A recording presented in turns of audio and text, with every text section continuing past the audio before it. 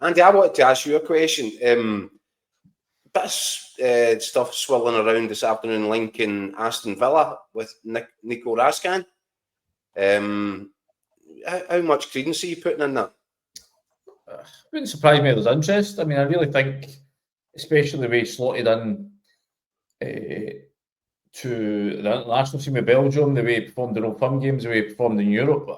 I mean, it was at Philippe Clement last week. I think in an interview said that he felt he was Premier League ready. I'm not entirely sure that I would say he's starting an Aston Villa team. I think he would be certainly worth a punt for them. And you know, I think I wrote a piece. I think Scott McDermott wrote a piece as well recently, sort of questioning whether or not the sort of transfer values that have been bandied about would be accurate, or Rangers would get the kind of sums that they would wish for.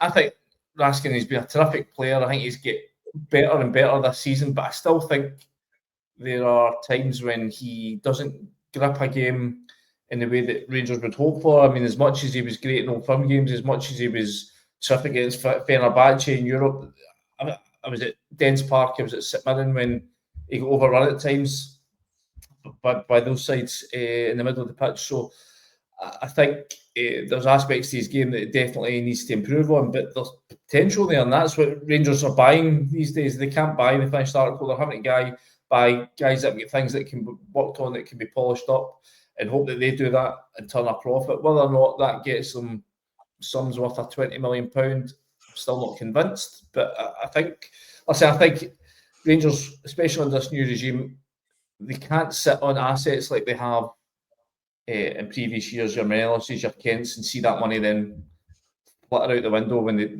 they knock back bids and the follow-ups don't come.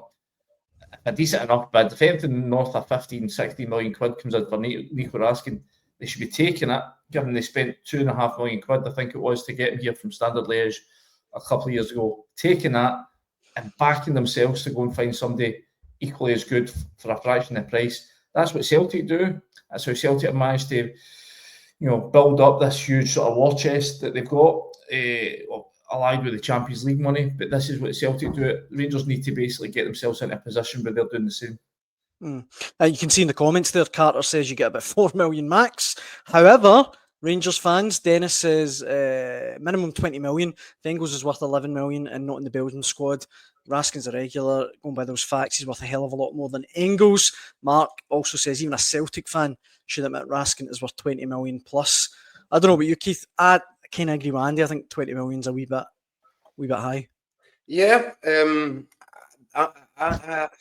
you know what? It's like selling a house. You'll get what somebody's prepared to pay you. I think if Aston Villa, and this is why I wanted to ask Andy, I think if there is a Villa interest, I can completely understand it. You've got Yuri Tielemans playing as a regular in that Villa midfield. If he's got Unai Emery's ear and he's telling him, this boy's a player, and you can see the two of them dovetailing in there, John McGinn, guys like that around about. I think Raskin, I don't think there's a glass ceiling with Raskin. I genuinely think he's a really talented boy. I'm not sure that you would be looking at figures quite like that at this minute in time for him. What I would say is, if Rangers could extend his contract and keep him for another year, maybe extend it by a couple of years and keep him another year, and if he was to go to the World Cup with Belgium and be a regular in that midfield, I think once you get to that stage, if he's really established himself and is performing on the highest stage of all for a Belgian midfield, I think that does come with a premium price tag attached. And I think at that point, you might be looking, as opposed to selling now for 10 or 12, maybe even less than that. I think if you extended his contract to future-proof yourself on it, and you trust his development to go to that next level with Belgium, and to have a big season domestically, I think then you could be looking at really big bucks for Nico Raskin. And that's all the question of timing, isn't it? And Celtic have become so expert at it over the years. Andy says he's quite right to refer to Celtic's model.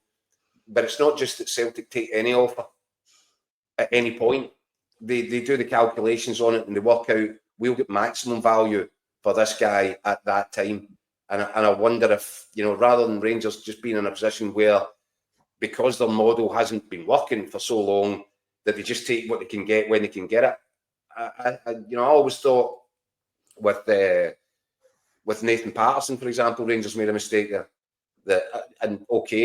Nathan Patterson's career hasn't worked out ever in the way that I was expecting it would do, and I think a lot of that's down to Sean Dyche. But Rangers sold there at £12 million when he was just about, he was first team ready, and Tavernier was coming off the back of a season when he was top scorer in a European competition from right back. For me, Celtic at that point sell Tavernier and promote Patterson and give Patterson 2-3 seasons, much like they did when Kieran Tierney took over from Izagiri at left back. Right. I think that's the way a model works, because you look to optimise what you can bring in rather than just sell when you get pound signs thrown in your eyes. I think Rangers were guilty of that. I think that was poor management. I'm trying to think who was in charge as director of football back then. It would have been Ross Wilson. It was Ross Wilson. And that's got a very Ross Wilson feel to it. I think that's a model that's not working. When you're selling your potential and keeping a guy and allowing him to get to the stage that Tavernier, what would they have got back then? I don't know. Not mega money, but really significant. And they would have made such a profit on him, having had him for years of service, at a point when Nathan Patterson was ready to step in and become a regular first-team player. And I think... So, Keith, it is fascinating to see how this new regime are going to handle these questions that you're raising, because you're right, what you're discussing earlier on, it's hard not to judge Rangers by past deeds. But this is a new Rangers regime, from top to bottom, effectively. So, they're going to do things their own way. We can only, as you say, judge them by what's come before. But as you rightly say, that's not fair in them. They're going to make their own steps. So it's going to be really interesting to see when the first time a big bid does come in for one of the guys, whether they just go, right, we want the money and we're going to back ourselves off. They're going to hold out and go, no, we believe that Nico Raskin is worth £20 million. We're going to dig our heels in. It's going to be or can get there, or can grow into that.